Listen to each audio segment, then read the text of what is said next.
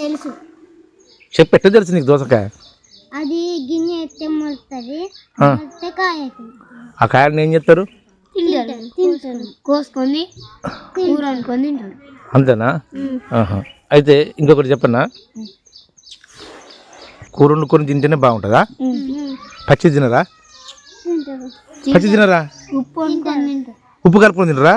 కాదురా, ఆ పచ్చిది ఒక్కటే తినాలి. మీరు చిన్నపిల్లలు కదా, ఇలా దోసకాయ, ఇలాంటి దోసకాయ దోసకాయ కానీ తింటే మీకు ఏమేమి తెలుసా? అందులో ఏముంటాయి చెప్పు? గింజలు ఉంటాయి. ఆ గింజలు కానీ వాటి ఉన్న గూపంగా తీసుకుంటే మన మేధాశక్తి పెరుగుతుంది, అంటే జ్ఞాపక శక్తి పెరుగుతుంది.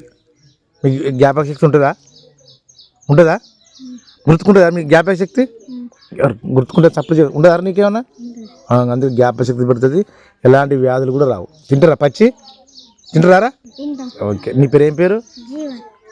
ఏం జీవను? నీ పేరు? మెట్టి హర్షిత. నీ పేరు?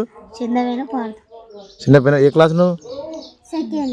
Second class. మీరు ఎక్కడ మీ తల్లిదండ్రుల ఇంట్లో ఇటువంటి దోసకాయలు చెప్తారు చూడు, ఆ దోసకాయలు మంచి శుభ్రంగా పసుపు ఇంత చిటికలు ఉప్పేసి నీళ్ళని నానబెట్టిన తర్వాత ఆ దోసకాయలు తింటరా? ఎవరైనా కానీ చిన్నపిల్ల వాళ్ళు కానీ ఎవరైనా కానీ చర్మ వ్యాధులు బాధపడ్డ వాళ్ళు కానీ ఎలర్జీ వచ్చిన వాళ్ళ వరకనే ఒకటేనండి, ఈ జమ చెట్టును దాదాపుగా కొన్ని పత్రములు తీసుకొని పసుపు ఉప్పు నీళ్ళల్లో అవి కడిగిన తర్వాత కొద్దిగా లైట్గా మళ్ళీ వేరే నీళ్ళు కొద్దిగా కషాయం చేసుకొని కొద్దిగా అంత తాగడానికి ప్రయత్నం చేయండి.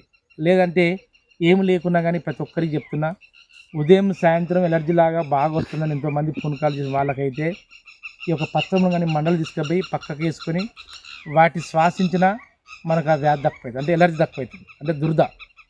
లేదంటే ఒక పుట్టమట్లో లేక రేగడి మట్లో కలుపుకొని, లేదంటే ఒక ఆయిల్ పుల్లింగ్ లాగా చేసుకొని ఉపయోగించుకున్న ఆ పుట్టమట్లో రేగడి మట్లో కలుపుకొని బాగా మెత్తగా దుక్కినా కానీ మనకి ఎలాంటి వ్యాధులు రావు. అలాంటిగా మంచిగా అనుభవించుకుని మంచి ఆయుర్వేద ఒరిజినల్స్ వల్ల అలాని ఆశించుకుంటూ మీరు సెలవు తీసుకుంటూ జై హింద్.